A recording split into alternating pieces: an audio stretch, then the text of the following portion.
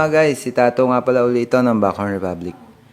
Salamat nga pala sa nag-request na ang i-upload naman daw natin ay yung kung paano mag-wiring ng totit sa Bosch.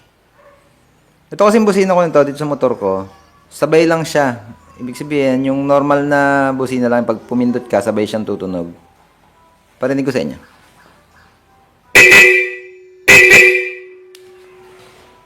Yan, ganyan lang siya sabay. Pwede kasing lagyan ng toggle yan, yung ganyang busina, Bosch. Yung gantong toggle switch. Ito yung mga normally off na toggle, yung bumabalik sa gitna. Dinoktukan ko lang siya ng housing ng ballpen para malambot siyang pindutin. Pakita ko sa inyo kung paano natin lalagyan ng relay para maging totit siya. Yung pwedeng laruin yung sound niya, pwedeng patugtugin. Kailangan natin ng relay, dalawang relay. Ayan. Dalawang relay. Tara, umpisa na natin mga guys. Pakita ko sa inyo kung paano mag-wiring ng totit. Ito yung dalawang positive ng busina mga guys. I-connect natin siya sa tigisang number 87 ng relay. Ito yung sa baba. Number 87. Ito, may sample ako ng relay dito. Ito siya dito. Sa baba nito. Tigisa. Tigisang busina. Kada relay, isang positive ng busina. Number 87. Yan, okay na mga guys. Meron na tayong positive ng busina. Ang sunod natin, yung number 30 sa taas at itong nasa gilid, 85. 85 at 30. Sa dalawang relay, pagsamahin nyo na pareho. Bali, apat na wire siya. 85 at 30. Kukonect natin sa isang wire ng busina doon sa positive supply pagka naka-on yung susi. Gamitin natin tester. Ito siya, ito. Yung isang wire, dalawa kasi wire niyan. Yung isa dyan live. Dito natin i-connect sa 85 at number 30. Yan, may positive na ang relay natin. Ulitin ko, 85 at 30, pagsamahin nyo na, dalawang relay.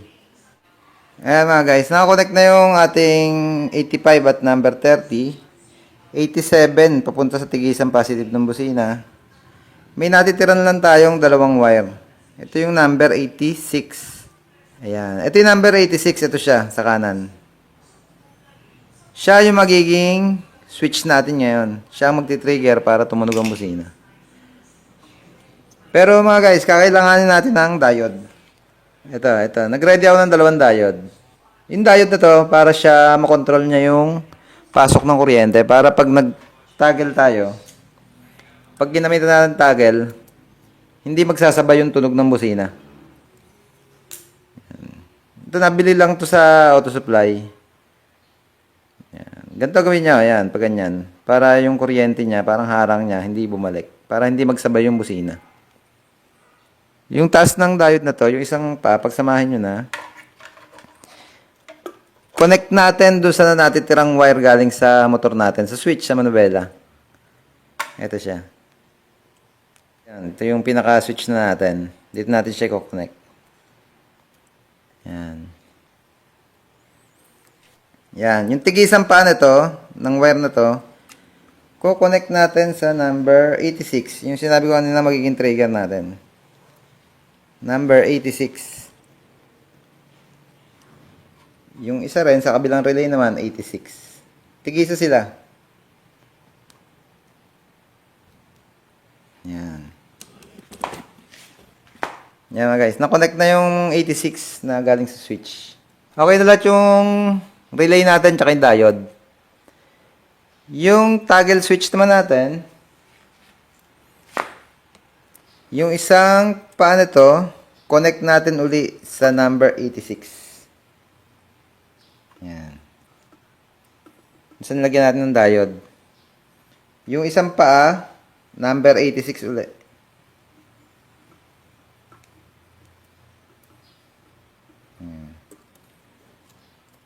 At yung gitna nito, mga guys, sa ground na natin i-connect. Ground. Ground type kasi yung ginawa natin switch. Ang NMAX nga pala, ground type yung switch niya. Galing manubela. Kaya, connect natin to sa ground. Ito, may kinuha kong ground dito, naka-red na siya. Ground lang natin siya. Sama na natin ground ng busina. Ayan mga guys, okay na, ready na itong toggle natin. Na i-connect na natin sa mga wiring, diode at saka relay. Pwede natin siyang testingin. Ayan mga guys. Kanina sabay lang yung tunog niya, ngayon pwede natin laruin. Nakakatuwa lang pagka may gantong toggle.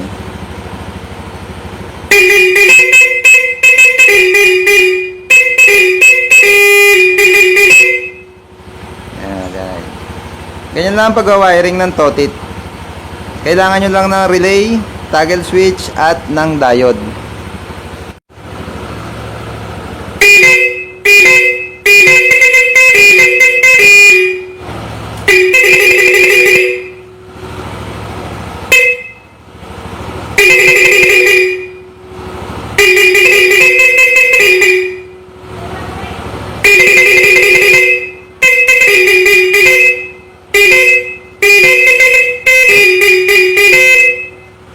Ayan mga guys, hanggang dito na lang. Maraming salamat sa panonood.